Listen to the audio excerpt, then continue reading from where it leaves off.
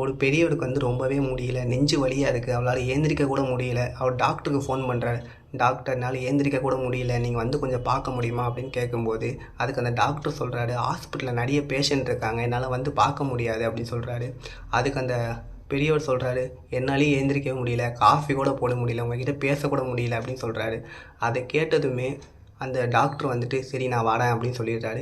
கொஞ்ச நாள் கழித்து 4வது மாடியில் தான் இருக்குது அந்த பெரியோட வீடு. அவர் மாடி ஏறி வந்ததுனால அந்த டாக்டருக்கு வந்து ரொம்பவே வந்து நெஞ்சு வந்து பதப்படுத்துது. அதை பார்த்தவுடனே அவர் வந்து உட்கார சொல்கிறாரு. உட்காந்துட்டு இருக்கும்போது இந்த பெரியவர் வந்து அவரே ஏஞ்சி வந்து காஃபி போடுறாரு. அதை பார்த்து டாக்டருக்கு வந்து கொஞ்சமாக குணமாயிடுச்சு.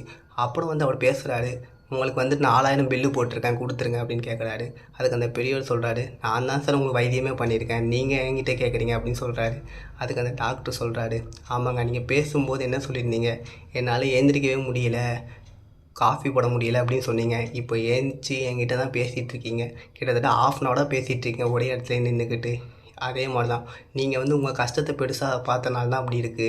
நீங்கள் என் கஷ்டத்தை நினச்சதுக்கப்புறம் எல்லாமே மாறிடுச்சு. அதே மாதிரி தான் உங்கள் லைஃப்பில் வந்துட்டு உங்கள் கஷ்டத்தையும் நீங்கள் பெருசாக நினச்சிருந்தீங்க அப்படின்னா எங்கேயுமே போக முடியாது அப்படின்னு சொல்கிறாரு. இதை பற்றி என்ன நினைக்கிறேன்னு சொல்லி கீழே கமெண்ட் பண்ணுங்கள். Bye, take care.